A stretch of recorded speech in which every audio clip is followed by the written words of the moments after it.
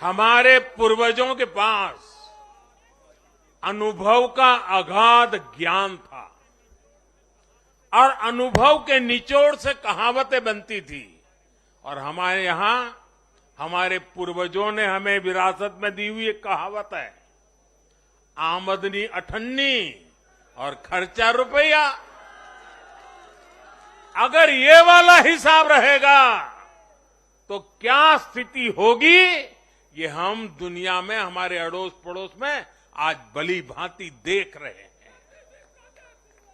और इसलिए आज देश बहुत सतर्क है।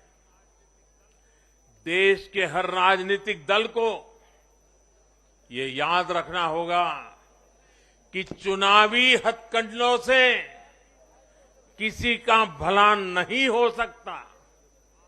साथियों, आज के जनादेश में एक और संदेश है। समाज के बीच दूरियां बढ़ाकर राष्ट्र के सामने नई चुनौतियां खड़ी करके जो राजनीतिक दल तत्कालिक लाभ लेने की फिराक में रहते हैं, उन्हें देश की जनता, देश की युवा पीढ़ी देख भी रही है और समझ भी रही है।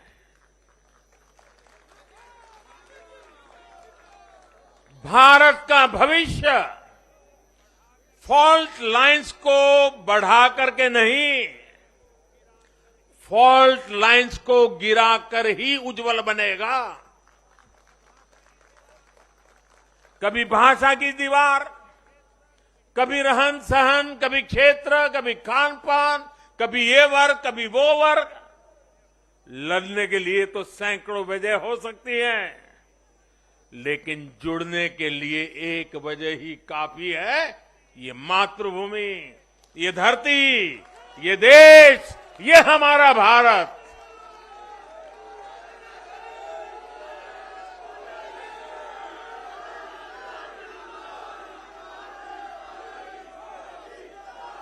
जीने के लिए और मरने के लिए इससे बड़ी वजह कोई और नहीं हो सकती। इसलिए हमें देश प्रथम, इंडिया फर्स्ट की भावना के साथ आगे बढ़ना है। साथियों, मुझे खुशी है कि आज भारत के गांव हो या शहर, गरीब हो या मिडिल क्लास, किसान हो या श्रमिक, सभी की पहली पसंद भाजपा है।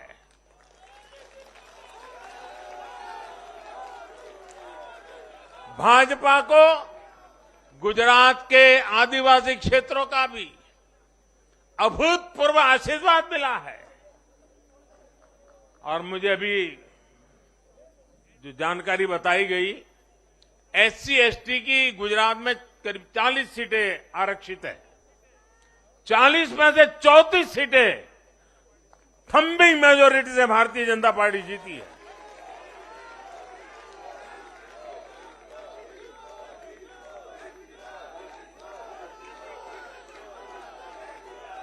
आज आदिवासी भाजपा को अपनी आवाज मान रहे हैं।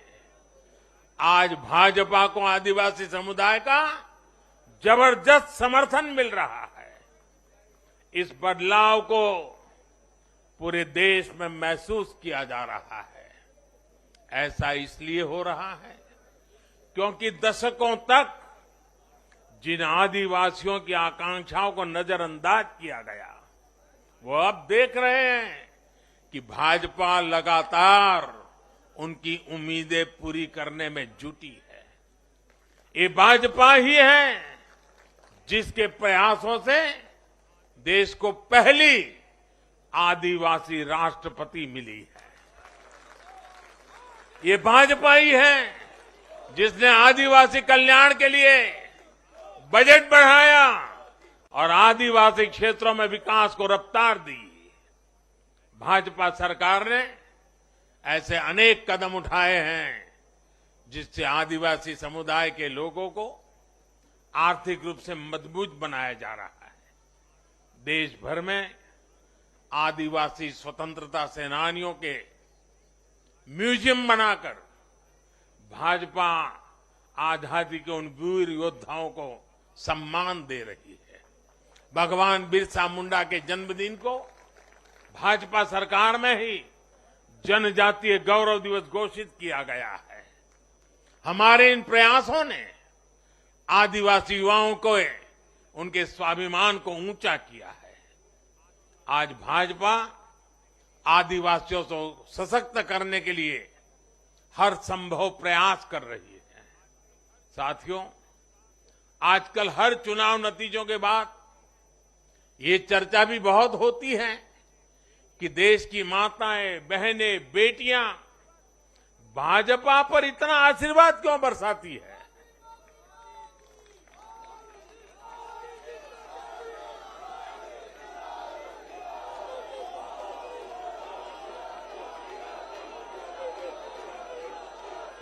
अगर कोई ईमानदारी से आत्मचिंतन करे तो ये पाएगा कि आजादी के बाद से पहली बार आज देश में एक ऐसी सरकार है जो महिलाओं की समस्याएं, उनकी चुनौतियां, उनकी आवश्यकताएं, उनकी आकांक्षाएं, उसे समझने का लगातार प्रयास कर रही है और उसके अनुसार काम की योजना बनाती है।